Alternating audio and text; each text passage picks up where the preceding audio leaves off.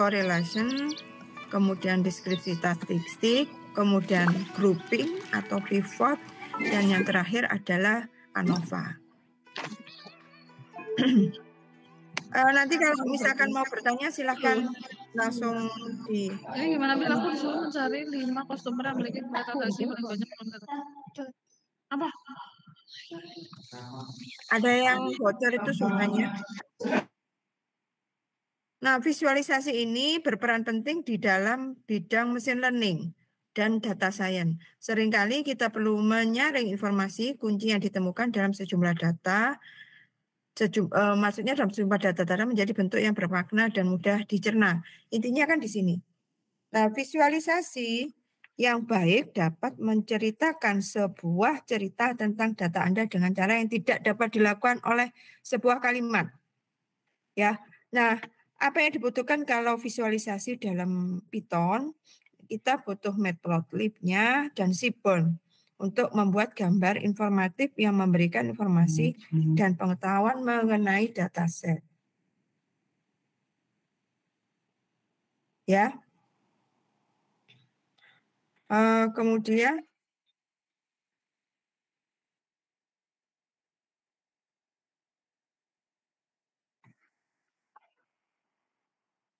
selanjutnya visualisasi pie chart. Nah, pie chart ini digunakan untuk menunjukkan berapa banyak dari setiap jenis kategori dalam dataset berbanding dengan keseluruhan. Nah, ini biasanya kalau pie chart itu mengarah ke prosentase atau ke bentuk prosen seperti ini. Itu ciri-ciri dari pie chart. Proporsi atau bentuknya prosentase. Jadi kalau mau menampilkan prosentase, mau menampilkan proporsi, biasanya kita gunakan pie chart. Nah, contohnya variabel label berisi tabel rasa es krim, misalkan vanila, pistachio, mango, strawberry, coklat. Kemudian voting berisi tabel votingnya, sekian persen, sekian persen, sekian persen. Nah, ini cocok menggunakan pie chart. Kemudian ada bar chart. Bar chart ini merupakan tool visualisasi yang dapat digunakan untuk membandingkan data kategori. Data kategori itu maksudnya seperti dalam data klasifikasi ya, kategori itu. Atau bisa digunakan untuk membandingkan kategori data satu dengan yang lain. Misalkan contohnya untuk populasi antara data A dan data B misalkan. Itu kita bisa membandingkan seperti ini. Atau bisa juga data ranking. Jadi kita membuat ranking. Misalkan ada beberapa negara mempunyai data yang sama populasi. Tapi kita tidak tahu mana mempunyai negara yang mempunyai ranking tertinggi dari populasi. Nah, itu bisa kita buat dengan menggunakan bar chart. Ya. Contohnya seperti ini, bar chart ini sumbu X-nya itu negara, sumbu Y-nya adalah populasi. Kemudian batangnya ini menunjukkan bisa menunjukkan ranking. Apakah bisa Bu langsung seperti ini bentuknya? Kalau secara datanya tidak terurut maka tidak bisa seperti ini. Nah, untuk prosedurnya bisa kita gunakan dengan memakai atau mengurutkan data berdasarkan nilai nanti di program Python-nya.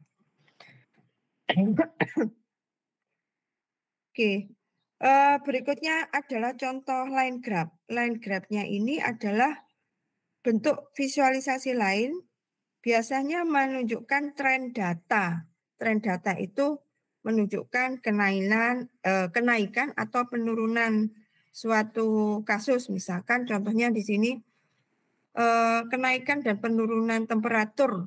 Misalkan di Kirkland setiap jamnya. Nah, ini ada rentangnya. Rentangnya setiap ringnya misalkan 5, 5, 5, 5. Nah, seperti itu. Kemudian apakah setiap 5 jam, apakah dia ada kenaikan atau ada penurunan suhunya. Nah, itu kalau tipikal dari line graph. Ya, jadi line graph itu untuk trendingnya. Trendingnya naik atau trendingnya turun. Nah, seperti itu. Nah, ini ya, menunjukkan bagaimana kemajuan data selama beberapa periode. Misalnya, grafik garis dapat berguna dalam membuat grafik temperatur dari waktu ke waktu, atau harga saham dari waktu ke waktu berdasarkan jam. Berat menurut hari, misalkan kita mau mengukur beratnya melon, buah melon, untuk mengetahui apakah ada hubungannya kalau saya tambahi pupuk ini melonnya tambah berat. Nah, itu kan kita bisa mengukur menggunakan line graph. Ya. Ya, ini contoh-contohnya. Kemudian kita juga dapat memiliki tidak hanya satu grafik garis atau line graph-nya satu seperti ini, tapi kita bisa juga membuat line lain ya seperti ini. Misalkan di mana di dua line itu mengilustrasikan dua data. Misalkan di sini data aktual dan data prediksi. Contohnya gini. Selain dalam pengukuran klasifikasi, kan kita menggunakan confusion metric misalkan. Jadi kita mengukur precision, recall, F1 score, dan lain sebagainya. Kita bisa mengukur menggunakan ini, data aktual. Data aktual itu maksudnya klasifikasi data aktualnya akan keluar seperti ini. Nah, data prediksi misalkan keluarnya seperti ini misalkan. Nah, itu bisa kita ketahui, kita buat grafiknya seperti ini. Kemudian kita bisa ukur MAPE, MA, MSE, dan sebagainya. Dari apa? Dari selisih grafik kedua grafik data tersebut, yaitu antara data aktual dan data prediksi. Sehingga kita juga bisa mengetahui berapa error-nya dari dua data tersebut. Nah, kalau misalkan mendekati seperti ini, maka error-nya kan tidak akan jauh. Seperti itu contohnya. Kemudian scatter plot. Scatter plot ini juga fungsinya untuk mengetahui sebaran data. Nah, sebenarnya tidak jauh beda dengan line graph. Karena titik itu kalau disambungkan juga membentuk line atau membentuk garis. Nah, fungsinya itu bisa langsung membedakan dua komponen yang dua jenis komponen yang berbeda. Misalkan mau kita bandingkan antara di sini datanya sebarannya antara lemon, buah lemon, dan lime. Kemudian yang diukur itu ada dua faktornya, karakteristiknya, yaitu diameter dan berat. Gitu ya. Misalkan kalau diameternya 8, beratnya ternyata sekian. Nah, terus untuk menampilkan dua data itu bagaimana dengan dengan dua data yang berbeda terhadap data ini, maka kita bisa menggunakan scatter plot. Nah, contohnya sebarannya menjadi seperti ini. Yang terakhir untuk visual itu heat map. Heat map itu jenis visualisasi yang menyebarkan atau yang bisa mendistribusikan pola data kita. Misalkan istilahnya distribusi data ya. Misalkan di sini warnanya ini berdasarkan keterahan dan kegelapan dari masing-masing data. Di sini diambil contoh dari beberapa negara. Ini file sumbu Y. Kemudian di sini sumbu X-nya ini adalah bulan mulai Januari sampai Desember. Kemudian warna kepekatan ini adalah ukuran warna dari jumlah, misalkan jumlah kasus misalkan. Ini saya belum tahu datanya, belum terbuka. Nah, ini dari 5 sampai 40 kita bisa tahu, oh sebaran datanya untuk semua negara itu yang paling cerah, misalkan yang mempunyai suhu atau mungkin yang paling tinggi itu 40 derajat di sini, sekitar sini, diambil oleh negara mana? Oh, negara Kairo, New Delhi, sama Karachi di sini misalkan. Pada bulan apa? Pada bulan Juli atau Agustus. Nah, kita bisa membacanya seperti itu. Ya, contohnya, contoh membacanya. Nah, Dalam heat map kalau asli warnanya nanti kalau dalam Python itu bentuknya seperti ini. Tapi kita bisa mengubahnya menjadi lebih soft. Lebih soft dengan menggunakan library Seaborn. Nah, beda ya tampilannya. Jadi warnanya kita bisa menggunakan Seaborn. Jadi lebih soft, enggak seperti yang tadi. Nah, Seaborn ini adalah salah satu library di Python yang digunakan untuk visualisasi yang dibangun di atas Matplotlib. Library ini menyediakan antar muka tingkat yang lebih tinggi dan dapat membuat grafik yang lebih menarik. Jadi ini kita bisa membedakan, oh biru agak tua, oh biru agak muda, dan sebagainya. Jadi tidak terlalu pekat seperti sebelumnya. Dari sini ada yang ditanyakan? Atau mungkin bertanya, Bu, programnya mana? Atau begitu? Atau paham dulu konsep teorinya? Mas, Mbak?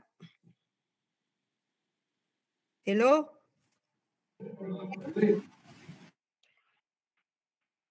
Halo? Halo. Ibu.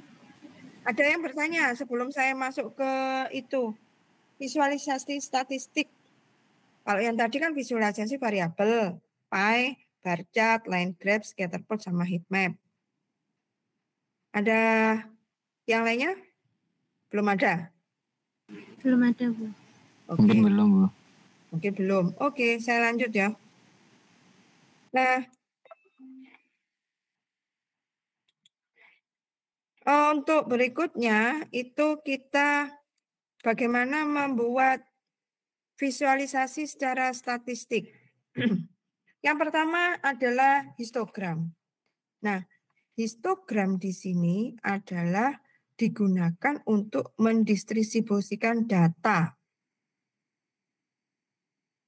Terutama bisa digunakan untuk klasifikasi. Kita bisa tahu mana ya kategori A atau kategori B yang paling banyak. Nah, seperti itu. Distribusi data, oke, ini sorry. Ini untuk distribusi data.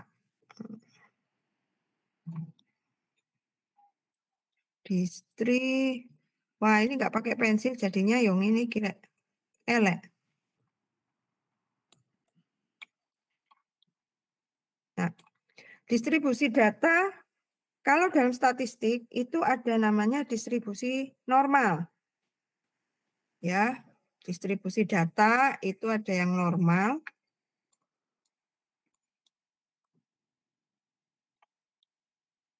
Nah, ada yang skewed. Apa skewed itu? Miring. Nggak normal. Nah, skewed ini ada yang miring ke kanan, right, atau miring ke kiri. Itu ya. Nah, kalau dilihat dari data ini, nah bisa kita ukur ya. Misalkan kita pakai warna oranye.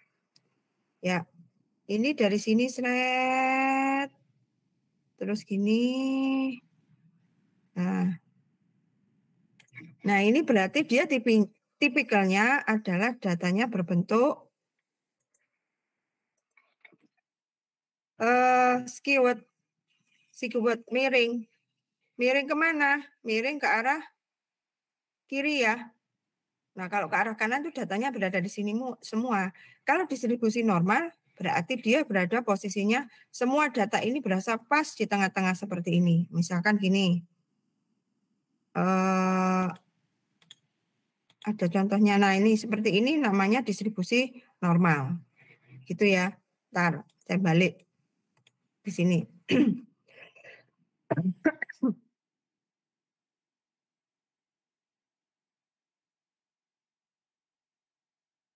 Ada yang belum paham? Jadi ini untuk mengetahui distribusi data kita. Nah, biasanya kita harus mengambil slide library-nya Python yang berupa pandas. Jadi supaya bisa kita buat. Jadi ini kalau posisinya distribusi normal, maka dia akan posisinya seperti menggunung memuncak, berada posisinya di tengah-tengah. Tetapi kalau seperti ini, dia mengarah ke kiri. Jadi dia condong ke kiri atau keywordnya yang ke kiri. Oke, ada pertanyaan sebelum saya hapus semuanya. Itu ya. Jadi fungsinya histogram adalah untuk distribusi data. Lanjut. Contohnya data yang digunakan adalah data spesifikasi mobil dari berbagai merek. Nah, ini datanya. Kemudian mau kita apa? Mau kita histogramkan datanya. Pandas data frame histogram akan mengambil data frame kita dan menampilkan plot histogram yang menunjukkan distribusi nilai dalam satu seri. Jadi nggak bisa semuanya ini kita tampilkan semua. Ini tidak bisa. Jadi kita harus mengambil, untuk membuat histogram di panel yang perlu kita lakukan adalah memberitahu pada kolom mana yang ingin kita berikan datanya. Nah kan tidak bisa semuanya dari data ini. Jadi hanya kita ingin apa? Kalau misalkan ini adalah kepingin tahu Panda itu atau dalam istilahnya library Panda, aku ingin membandingkan antara misalkan harga di sini dengan apa variabelnya. Nah, itu bisa kita lakukan. Nah, kita juga dapat memplot beberapa grup secara berdampingan di sini. Misalkan kalau ini tadi harga, misalkan berdasarkan apa? 5.000, 1.000, 15.000, 20.000 ini tadi mengarah kemana? Kalau kita lihat datanya.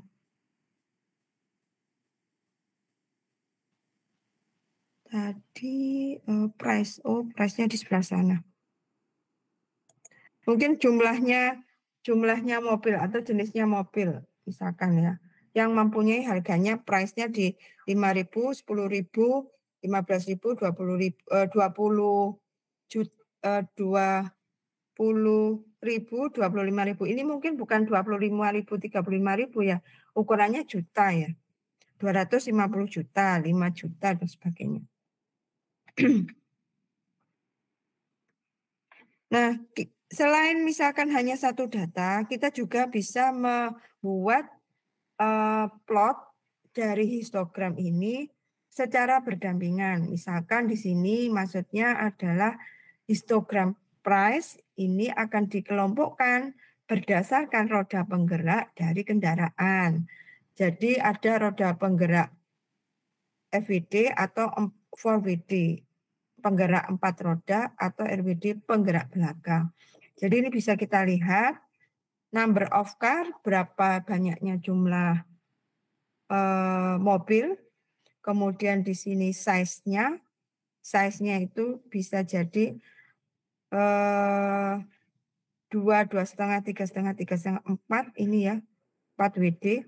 Kemudian ini orange sama biru itu histogram of bore and stroke in engine. Nah, jadi dari histogram yang tadi yang kita buat ini, kita bisa mendeskripsikan bisa seperti ini satu atau menjadi 2 grup seperti ini dengan warna yang berbeda. Oke. Untuk selanjutnya kita menginjak ke korelasi dan Gaussian. Apa korelasi itu? Korelasi itu fungsinya untuk melihat data, 2 variabel data berkorelasi positif atau berkorelasi negatif. Atau dikatakan berhubungan atau tidak. Misalkan gini. Kita punya 2 data. 2 variabel. Ini ada variabel A, ada variabel B. Nah, kita mau mencari korelasi antara 2 variabel ini. Korelasinya itu ada korelasi negatif, ada korelasi positif, ada korelasi yang mengarah nilainya 0. Min itu misalkan min 1, plusnya 1, atau 0. Bentar ya.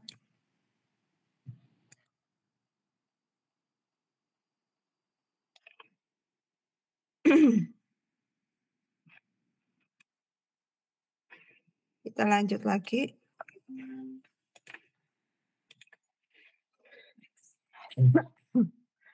Kemudian korelasi negatif, saya ulang, korelasinya tadi negatif atau positif 1 atau 0. Kalau 0 berarti apa? Artinya tidak ada korelasi antara variabel A dan variabel B.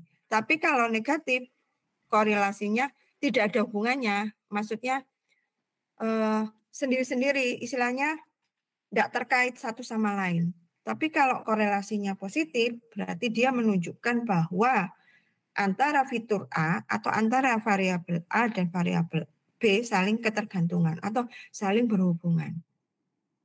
Jadi di sini pengertiannya, korelasi merupakan suatu pengukuran sejauh mana nilai saling ketergantungan antar variabel.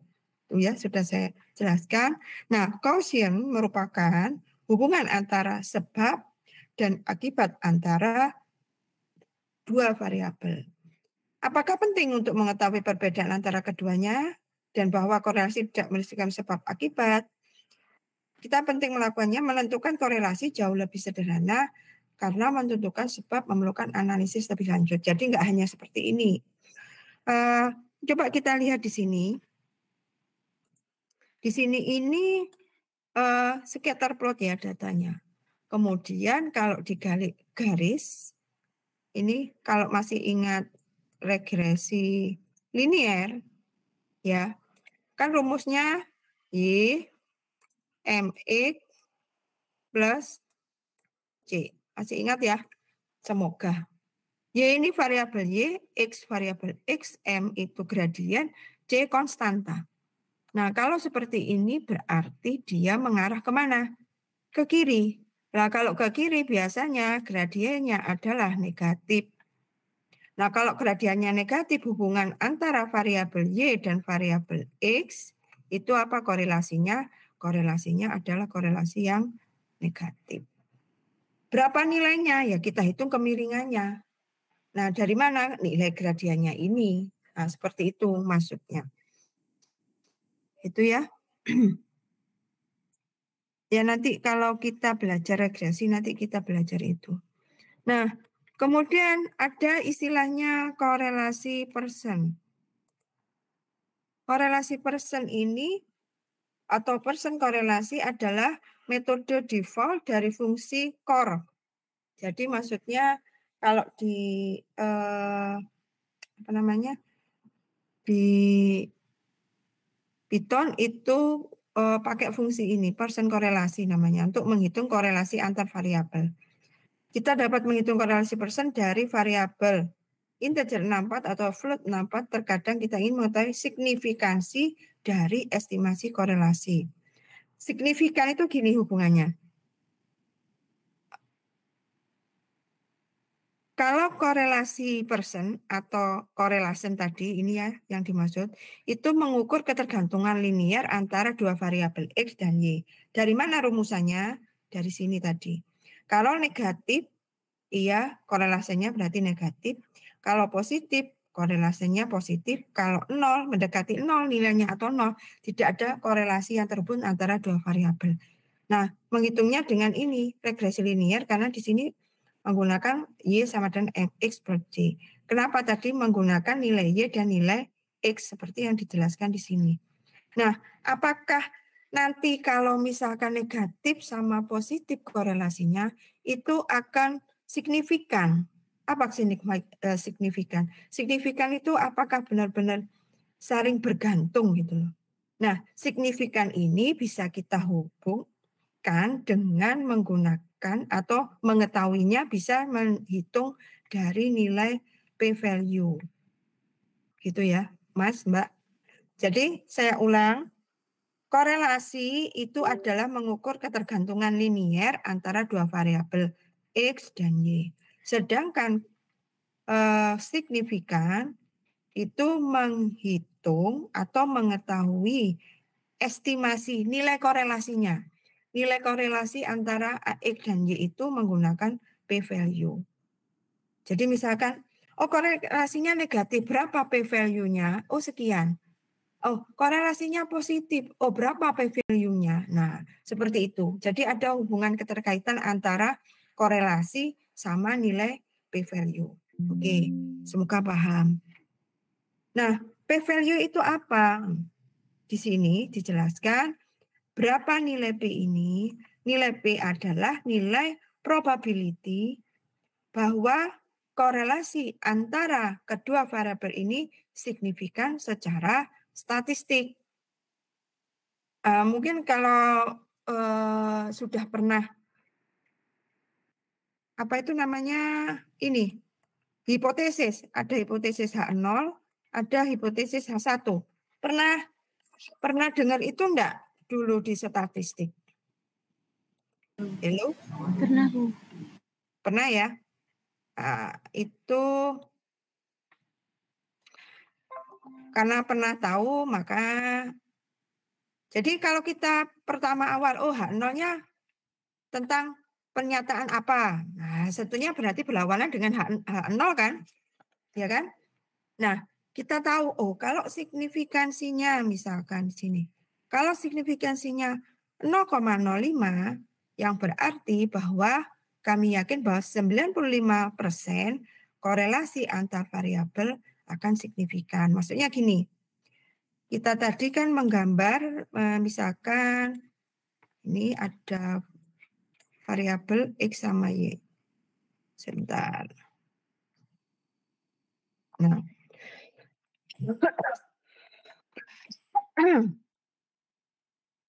Terus ini kita ambil ini biasanya karena ada H0, ada H1. Nah, nilai yang tingkat signifikasi 0,05 itu berada di sini. Di sisi kanan dan sisi kiri. Dan nilai lainnya atau yang menyatakan 95% itu adalah yang di tengah. Nah, di sini. Sehingga kalau ininya, apa istilahnya, tingkat signifikasi 0,05, ini ya, nilai keerorannya, nilai ininya semakin kecil, maka korelasi keterhubungan antara variabel akan signifikan. Maksudnya, korelasinya 95%, prosentasenya signifikan. Nah, seperti itu maksudnya. Nah, kalau di sini aja semakin besar, misalkan nilainya semakin besar, otomatis ya, berarti ininya pun akan semakin besar di sini misalkan. Nah, berarti nilainya ini berapa? Akan semakin kecil. Jadi korelasi antar variabelnya signifikansinya misalkan hanya 50%. Nah, seperti itu ceritanya. Jadi kalau mewujudkannya itu menjadi H0-nya ditolak kalau 95%, H1-nya yang diterima. Kebalikannya, apabila nilainya ini lebih besar, maka H0-nya yang diterima, H1-nya yang ditolak. Seperti itu contoh dalam kasus statistik. Nah, apa Bu fungsinya hubungannya dengan variabel ini? Misalkan seperti itu ya. Nah, berarti berhubungan dengan apa? Dengan nggak bisa dihapus. Ya, seperti itu contohnya. Ada yang ditanyakan? Nah, ini nggak bisa dihapus.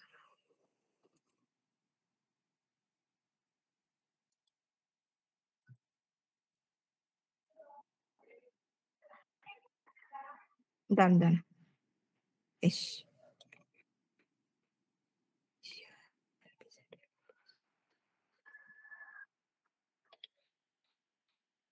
Oke.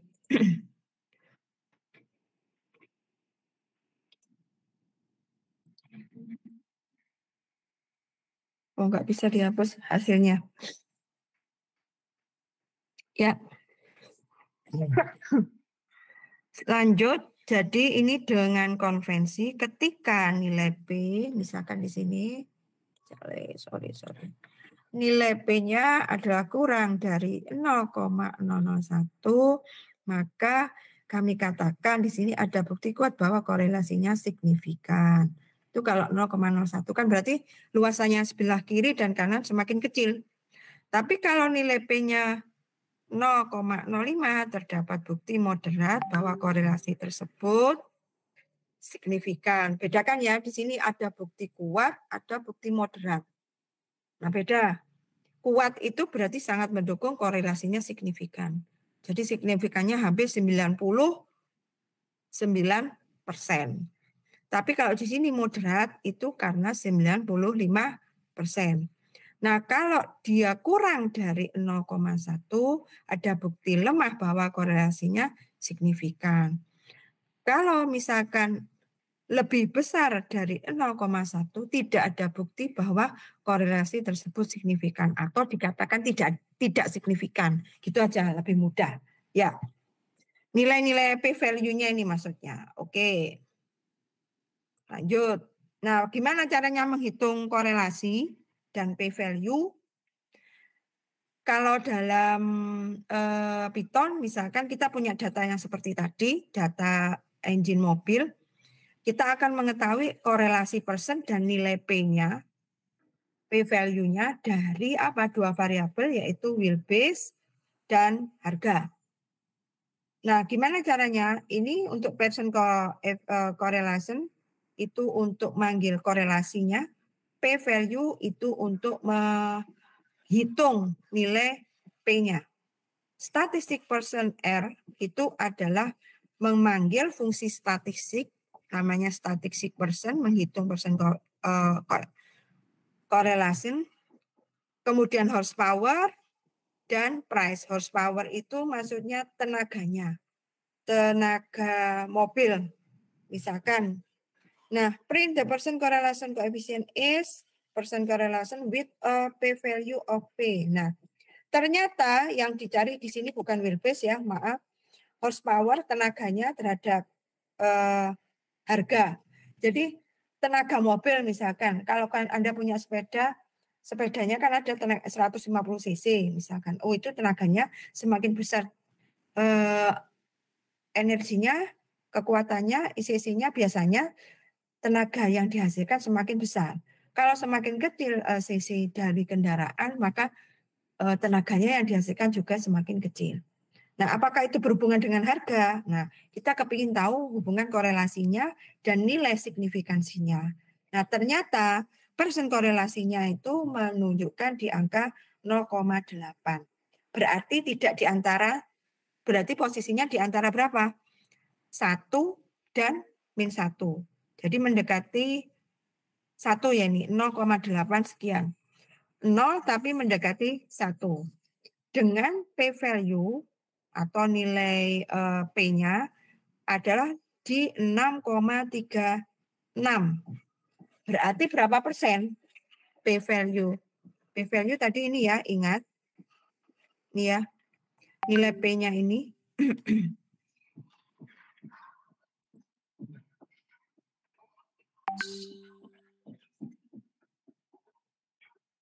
Karena nilai P-nya adalah kurang dari 0,001, nilai P di sini, korelasi antara horsepower dan harga signifikan secara statistik dengan korelasi linear positif yang cukup kuat, yaitu ini. Karena korelasinya linear positif. Kenapa? Kan di sini tidak nilainya tidak negatif, nilainya positif. Kalau misalkan kita mengukurnya nilainya negatif, maka korelasinya negatif. Tadi kan saya sudah menjelaskan korelasi itu ada yang positif, negatif, dan nol. Jadi kalau korelasinya positif, dia saling tergantung hubungannya antara X dan Y. Nah, kemudian nilainya berada di atas istilahnya 6,36, berarti kurang dari 0,001. Maka signifikansinya sangat bagus, seperti itu. Nah, pada saat memvisualisasikan variabel individu, penting untuk terlebih dahulu memahami jenis variabel apa yang kita hadapi. Jadi harus sama ya variabelnya, jangan sampai variabelnya berbeda jauh. Oke, ada yang mau masuk lagi dah? Ya, ada yang bertanya di sini? Sebelum saya lanjut lagi. Tinggal 10 slide. Atau tambah bingung? Halo?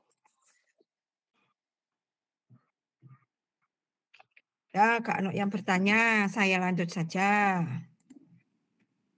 Ya, oke. Nah, ini misalkan contoh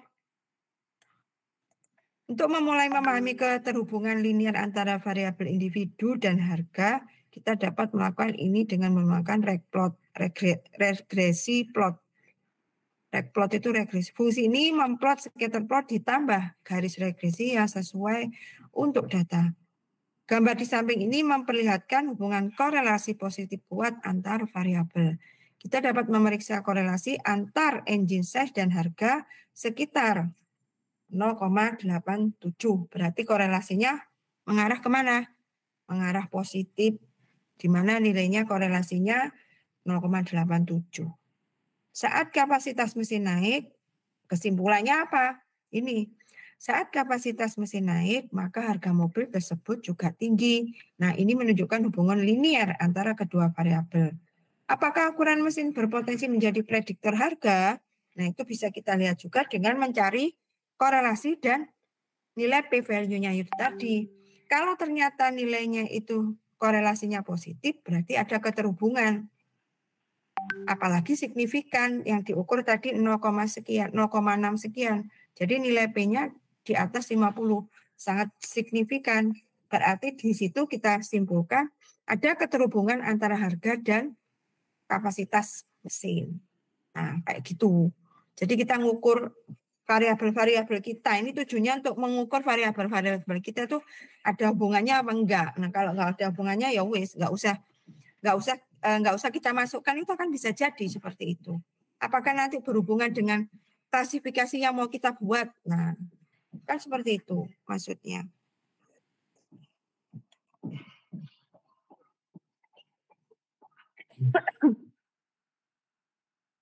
Nah, ada beberapa korelasi yang jelek.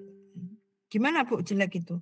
Jelek itu ya seperti ini. Kalau misalkan kita buat, ini kan ya, misalkan kita menampilkan data sekaligus menggunakan regresinya dari program Python-nya. Nah, ternyata hasilnya seperti ini. Sebaran datanya kan amburadul ya, tidak terkumpul di satu daerah atau satu wilayah. Nah, ini menunjukkan kalau seperti ini, wah kok kayak gini ya datanya ya, hubungannya misalkan. Jadi ini harga terhadap kecepatan perputaran mesin. Iya. Oh, ternyata kok tidak bisa diukur secara signifikan dan secara korelasinya. Tidak ada hubungannya korelasinya. Nah, ditelah dari mana? Dari ini, dari regresi garisnya ini. Regresi garisnya ini kan cenderung lurus, satu. Dan cenderung miring ke kiri. Walaupun lurus, tapi dia yang sebelah sini agak naik sedikit daripada yang sebelah kanan. Nah, ini pasti otomatis nilainya apa? Korelasinya negatif. Kenapa? Karena di sini miringnya regresinya miring ke kiri. Jadi kalau regresi itu kalau min itu pasti gambarnya ke kiri. Kalau plus itu gambarnya ke kanan. Ini mana ya? Nah ini min ini gambarnya ke kiri. Ya, kalau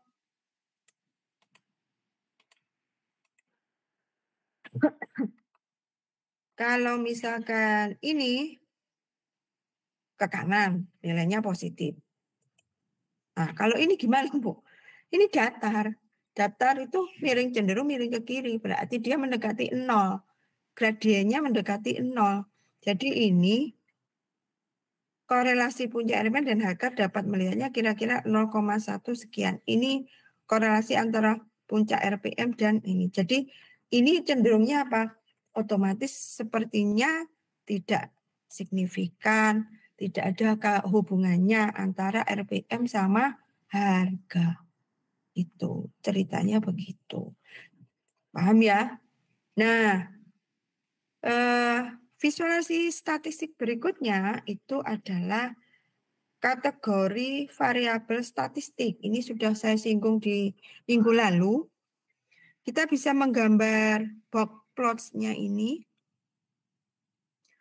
terhadap harga. Nah, ini hatchback tipe dari kendaraan. Sedan, body style. Ini body style. Sedan, wagon, hardtop, hatchback, convertible. Variabel yang menggambarkan karakteristik dari unit data dan dipilih dari sekelompok kategori. Nah, jadi ini kita gunakan untuk mengetahui kategori-kategori ya. Variabel kategori dapat memilih tipe objek atau integer nampak. Cara yang baik untuk memvisualisasikan variabel kategori adalah dengan menggunakan box plot. Misalkan gini, Anda mengumpulkan data, mau dibuat klasifikasi. Nah, mau Anda klasifikasinya itu ada 4 atau 3 klasifikasi. Nah, Anda bisa membuat klasifikasi itu misalkan kategorinya kategori A, B, C. Nah, kita bisa tahu dari A, B, C itu seimbang enggak data kita misalkan. Misalkan, oh yang A ternyata lebih banyak daripada yang B. Kemudian yang C paling sedikit. Nah, itu berarti tidak ada imbalance data. Jadi walaupun sampean punya 100, punya 1000, tetapi kalau data klasifikasinya, kategorikannya itu tidak seimbang, itu juga mempengaruhi nanti kalau dimasukkan dalam mesin learning. Kenapa? Karena datanya nggak seimbang. Yang paling banyak misalkan yang data kategori B. Yang kategori A cuman 25%. Kategori misalkan kategori yang lainnya, kategori B tadi ya, yang banyak itu. Itu misalkan Anda dapat 55%. Nah, yang kategori C hanya 10%. Berarti kan ada ketimpangan kategorikal itu. Nah, itu sangat tidak sangat mempengaruhi akurasi datanya nanti pada saat Anda membuat atau memasukkannya di dalam model machine learning. Itu maksudnya. Nah, untuk mengetahui itu kita bisa membuat atau menampilkan data kita secara ini apa namanya? Karakteristik statistiknya seperti ini. Namanya apa sih ini visualisasinya? Box plot namanya. Namanya ini adalah box plot. Box plot menggambarkan variabel. Nah, ini yang paling bawah sendiri, ini namanya nilai minimum. Kemudian ini kuartil 1, ini kuartil 2, ini kuartil 3, ini nilai maksimum. Ya. Loh, Bu, kok ada atas titik-titik lagi, Bu, di sini? Ini namanya outlier. Outlier itu apa? Data pencilan, data yang di luar dari data ini, yang mempunyai karakteristik berbeda dari yang data yang lain. Ini apakah, nah ini kalau kita tahu, oh ternyata ada 5 atau 10 data, nah kita bisa hapus, gitu ceritanya. Tujuannya apa, Bu, menghapus, Bu? Tujuannya adalah itu tadi, untuk kalau kita mau sudah pasang model, pakai mesin learning, algoritma itu, nggak ngaruh di nggone akurasi gitu loh. Kita bisa mencari errornya nggak besar, errornya bisa kecil misalkan untuk prediksi. Kalau kategori, confusion metricnya nilainya bagus, akurasinya, seperti itu. Gitu ya teman-teman ya. Oke. Sekarang deskripsi statistik. Nah, deskripsi statistik otomatis mendeskripsikan secara otomatis secara statistik dasar untuk semua variabel yang sifatnya kontinu. Selain pakai yang box plot tadi. Ini namanya box plot.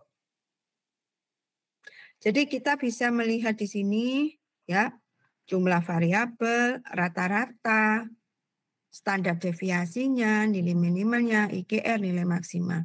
Kan sama dengan box plot kan. Nah, tapi itu dalam bentuk tabel. Nah, kan enak bentuk seperti ini daripada Anda bentuk seperti ini. Ya, enak dipandang yang di atas daripada yang di bawah, misalkan kayak gitu. Oke, yang berikutnya grouping atau group. Metode group di dalam apa namanya? Python itu digunakan untuk mengelompokkan data menurut kategori yang berbeda. Ingat, mengelompokkan data menurut kategori yang berbeda. Di sini data dikelompokkan berdasarkan satu atau beberapa variabel dan analisis dilakukan pada kelompok individu. Contoh di sini, variabel roda penggerak. Di variabel depan tadi di sini. Di mana ya tadi data setnya?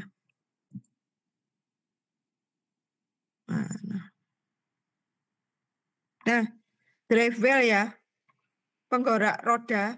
Nah, ini kan ada jenisnya, kategorinya. RWD, FWD, 4WD. Ini hanya satu ya, ini misalkan kategorinya. Ini mengetahui data kategoris. Ini kan tipe datanya kategorikal. Sama dengan ini body style. Body style itu kan kategorikal. Ada yang sedan, hatchback, convertible, ada yang lainnya. Nah, kita grup data untuk drive wheel dan body style misalkan. Itu contohnya. Sebentar, sabar. Di sini DF itu adalah perintah untuk membuat grup dalam data kategori. Di sini yang kita ambil adalah drive wheel. Drive wheel di sini dot unit.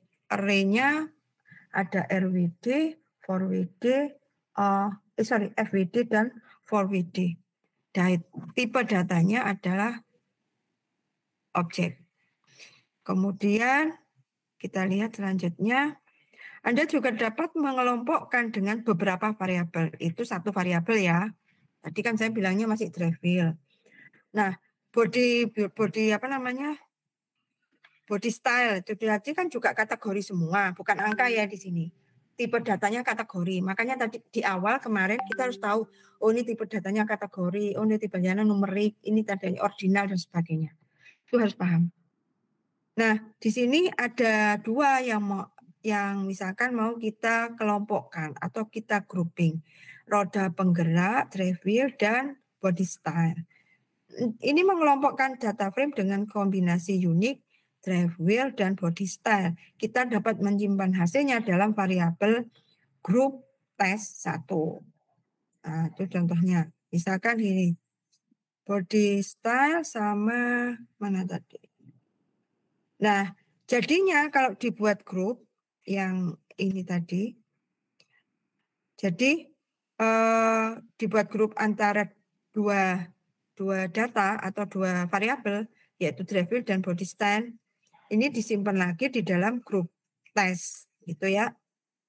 Kemudian data yang hasilnya ini, data yang dikelompokkan ini jauh lebih mudah untuk divisualisasikan ketika dibuat menjadi tabel pivot. Jadi data statistik lagi pakai tabel pivot. Tabel pivot yang mirip seperti pada data Excel. Jadi kita bisa buat melalui Excel, bisa juga kita buat melalui Python. Ya, jadi bebas saja. Dengan satu variabel di sepanjang kolom dan variabel lainnya di sepanjang baris. Kita dapat mengkonversi kerangka data menjadi tabel pivot menggunakan metode pivot untuk membuat tabel pivot dari grup. Jadi gini, body style sama drive wheel itu sudah kita buat grup jadi satu. Sehingga akan membuat tampilan seperti ini. Mengelompokkan drive wheel-nya terhadap jenis bodinya. Nah, ini yang terjadi seperti misalkan 4WD sama convertible terhadap apa? Harga. Begitu ya. Oh, 4WD model convertible enggak ada. 4WD model hardtop enggak ada misalkan. Nah, baru hatchback ada dan seterusnya. Nah, seperti itu. Di sini kita bisa lihat kalau kita buat dengan dari tabel pivot kita dapat mengilustrasikan tabel pivot dalam bentuk heat map. Jadi bisa buat seperti ini tampilannya tabel pivot atau kita buat heat map. Mungkin lebih enaknya ini karena kalau lebih pakai ini kita susah bacanya. Nah, kalau ini kan enak, misalkan oh ini dengan ini irisannya. Ini dengan ini irisannya. Nilainya berapa? Ini harganya. Seperti itu ya. Jadi dari tabel ini bisa kita bentuk heat map-nya. Tapi apa yang dilakukan dulu? Grupkan dulu tadi yang mempunyai kategorikal yang bisa dibuat untuk grup seperti ini. Yang mempunyai nilai ciri-ciri yang sama. Contohnya body style sama tadi drive wheel-nya. Untuk mengetahui harganya, apakah ada hubungannya antara drive wheel sama body style-nya terhadap harga. Gitu ceritanya. Jadi ini belum masuk ke modal ya. Jadi cuman mengetahui beberapa variabel-variabel yang sudah kita dapat itu kita bisa tahu insight-nya itu apa. Seperti itu tujuannya. Jadi tujuan visualisasi itu mengetahui insight data kita aja. Nah, yang terakhir yaitu ANOVA. ANOVA itu Analysis of Variance. Adalah metode statistik yang digunakan untuk menguji apakah ada perbedaan yang signifikan antara rata-rata dua kelompok atau lebih. Jadi ini hubungannya masih sama dengan yang tadi, correlation sama p-value, di mana p-value-nya ini menunjukkan nilai signifikan antara dua variabel. Sedangkan correlation tadi menunjukkan korelasi antara X dan Y, apakah negatif, apakah positif, ataukah nol. Begitu ya. Nah, ANOVA itu menggunakan dua parameter, namanya F-score dan p-value. P-value sudah kita bahas yang tadi ya. Kita bahas F-score. Dalam F-score ini, di perhitungan ANOVA, itu mengartikan atau mengasumsikan rata-rata semua kelompok adalah sama. ANOVA akan menghitung seberapa jauh rata-rata yang sebenarnya menyimpang dari asumsi kita, asumsi awal. Tadi ada H0 sama H1 kan. H0 itu asumsi awal, H1 asumsi setelah kita melakukan penelitian. Dan melaporkannya sebagai F-score. Nah, seperti itu ya, paham ya. Jadi misalkan rata-rata semua kelompoknya sama, ANOVA-nya menghitung seberapa jauh rata-rata yang menyimpang dari asumsi. Asumsinya ini berapa yang menyimpang? Itu hitungannya skornya melalui F-score. Nah, skor yang lebih besar berarti ada perbedaan yang lebih besar antar rata-rata. Ingat, berarti grafiknya berbanding lurus ya. Misalkan F skornya besar, maka perbedaan akan lebih besar antar rata-rata dari dua grup itu, misalkan atau dua kelompok itu. Kalau nilai rata-ratanya kecil atau F skornya kecil, maka nilai rata-ratanya kecil, maka tidak ada perbedaan yang besar atau perbedaannya akan nilainya kecil. Sedangkan p-value ini nilai P yang menunjukkan seberapa signifikan secara statistik nilai skor yang akan dihitung. Nah, jika variabel harga pada dataset mobil sangat berkorelasi dengan variabel lainnya, ANOVA akan mengembalikan skor F-score yang cukup besar dan nilai P yang kecil.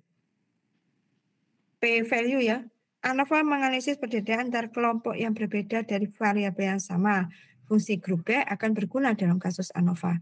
Jadi alangkah baiknya kalau mau membuat ANOVA itu, misalkan aku mau menghitung ini deh harga terhadap body style terhadap drive wheel-nya. Gimana ya caranya?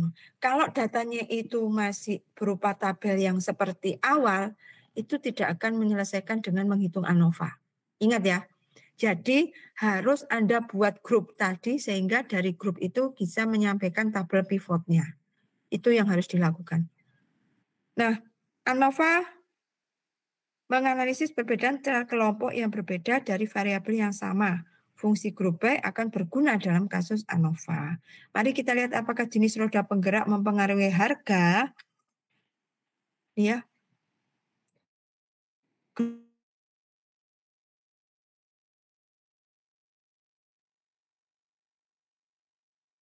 Namanya disimpan di GPTest tadi ya. Drive wheel, body style, sama price. Ini misalkan dibuat dari awal, saya membuat ini sama ini terhadap ini, gitu ya. Ini kita buat grup dulu misalkan. Nah, terus disimpan di dalam grup tes 1 ini. Kemudian body star, S index, force, min, rata-ratanya grup tes 1. Oke. Kita lihat hasilnya di sini. Grup tesnya antara RWD terhadap price, kemudian ini antara 4WD terhadap price, terus ini FWD terhadap price. Nah, ini ANOVA sudah beda. ANOVA-nya F value, P value, F score ini maksudnya. F value kalau di ANOVA kan F score. P value itu P value, nilai P value-nya. Statistik .f 1W grup tes 2 .get group FWD price, terus grupnya lagi pakai tes 2 get group RWD price, grup tes lagi 4WD price, print ANOVA result F score, F sama dengan atau F score itu maksudnya F value, kemudian P value adalah nilai P value. Keluarnya kalau ketikanya ANOVA result hasilnya ini. Jadi F-score-nya adalah posisinya pada 67,95, nilai P-nya, P value-nya pada 3,39. Nah, hasil ini menunjukkan hasil ANOVA di atas termasuk hasil yang bagus. Mengapa? Karena nilai F-score-nya yang besar nih, menunjukkan korelasi yang kuat. Dan nilai P hampir 0 menyiratkan signifikasi statistik yang hampir pasti. Maksudnya nilainya itu tidak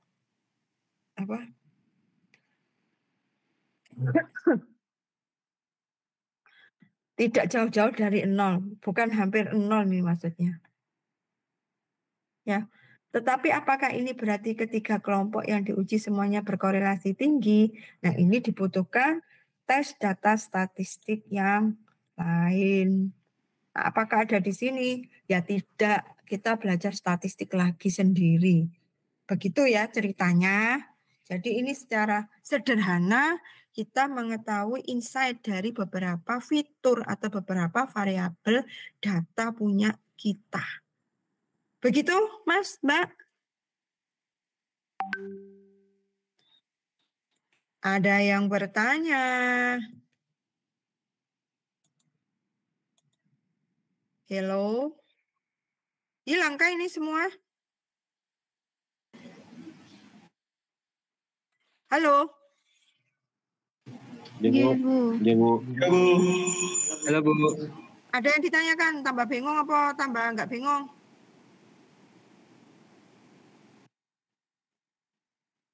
Kayaknya tambah bingung.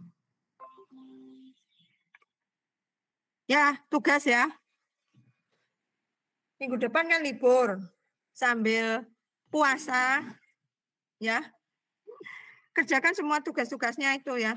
Nanti saya buka lagi. Ini kan, tugasnya mana? Ini ya, minggu kedua. Oke, sudah 30. Totalnya 30. Nah, sekarang minggu ini loh, masih 17. Yang ini masih 16. Berarti masih belum ngerjakan. Nah, ini yang tugas 3, kok ada 2? Ternyata saya buka masih 0. Ya. Ya. Ini Anda diminta untuk membuat visualisasi. Bitcoin ini sudah saya istilahnya saya buat contoh beberapa data. Tidak ada yang visualisasi statistik di sini. Jadi visualisasinya berbentuk variabel. Anda boleh pilih pie chart, bar chart, line graph, scatter plot, atau heat map. Dan cari alasannya dan jawab pertanyaannya ini. Gitu ya. Iya, Bu. Iya, Bu. Ya. Apa perlu contoh dari menggambar ini? Atau mau digambar di Excel saja? Halo? Iya, Bu. Iya, Bu, perlu, Bu. Perlu contoh, Bu. Perlu, Bu. Perlu. Kalau gitu mau ditaruh di sini atau dikirim lewat itu aja? Lewat WA, grup. Ditaruh di classroom aja, di Bu. classroom WA, saja, WA, Bu. Bu. WA saja. Ono WA, ono classroom. Ayo Kalau WA sepakat. takutnya itu, Bu. Kalau WA takutnya ketenggelam sama grup lain atau chat lain, Bu. Tapi kalau di classroom kan yang pasti-pasti saja gitu, Bu. Oke. Ya, nanti ya saya susulkan di sini ya. Apa namanya? Tampilannya. Oke, Nggih, minggu Bu. depan kita libur ya. Kan ada tanggal merah. Baik, Bu. Baik, Bu. Alhamdulillah. Iya, tanggal merah. Masuk gak Rek? Minggu depan itu tanggal merah. Ngertos, Bu, ngertos. Nggak pernah lihat kalender, Bu. Oh, kan? Minggu depan itu tanggal merah. Hari Raya Nyepi. Terus ada sambungannya sama Kemis. 2 hari kalau nggak salah itu. Kemisnya itu cuti bersama. Nah, cuma nggak tahu di UIN itu berlaku apa tidak. Kalau berlaku berarti Anda Rebu libur, Kemisnya libur. Begitu ceritanya. Jadi hari ini hari terakhir sebelum Ramadan. Sebagai dosen yang banyak salahnya ngomong, saya mohon maaf. Gitu ya. Iya, Bu. Baik. Iya, Bu. Saya juga, Bu, mohon maaf sebagai mahasiswa. Ya. Oke. Saya akhiri. Terima kasih. Assalamualaikum warahmatullahi wabarakatuh. Maaf ya. Waalaikumsalam. Terima kasih, Bu.